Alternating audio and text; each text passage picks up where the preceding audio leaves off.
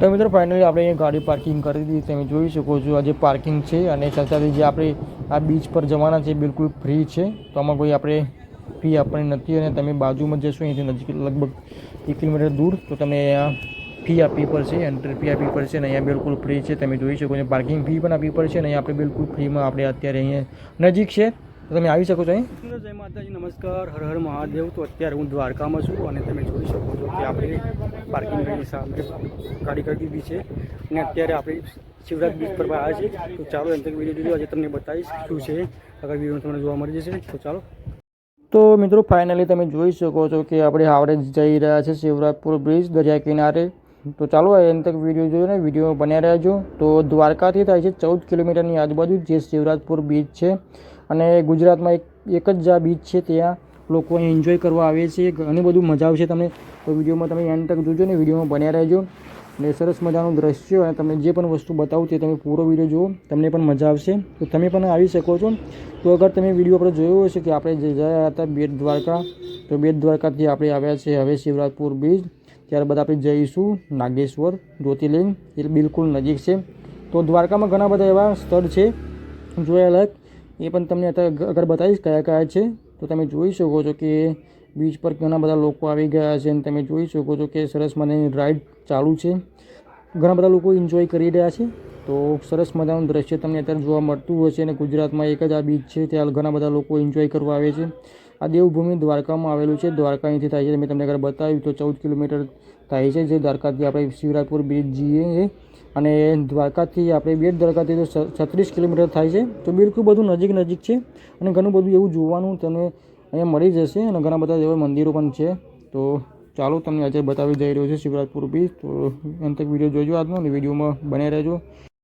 તો મિત્રો દેવભૂમિ જે દ્વારકા છે એમાં ઘણા બધા જોવાલાયક સ્થળ છે, મંદિરો આવેલા છે.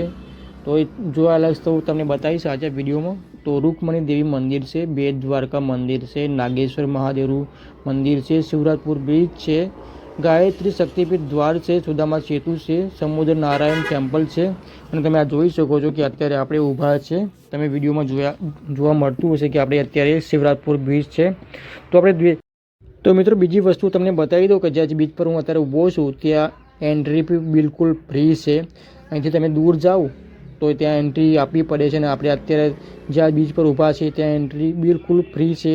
ખાલી જે રાઈડ તમે કરો એની ફી તમારે આપવાની છે. તમે જોઈ શકો છો કે ઘણા બધા લોકો આવ્યા છે અને આજે છે રવિવાર. તો તમે જોઈ શકો છો ઘણા બધા લોકો એન્જોય કરી રહ્યા છે અને અગર તમે જશો તો તમને એન્ટ્રી આપવી પડે છે. આ બિલકુલ ફ્રી છે.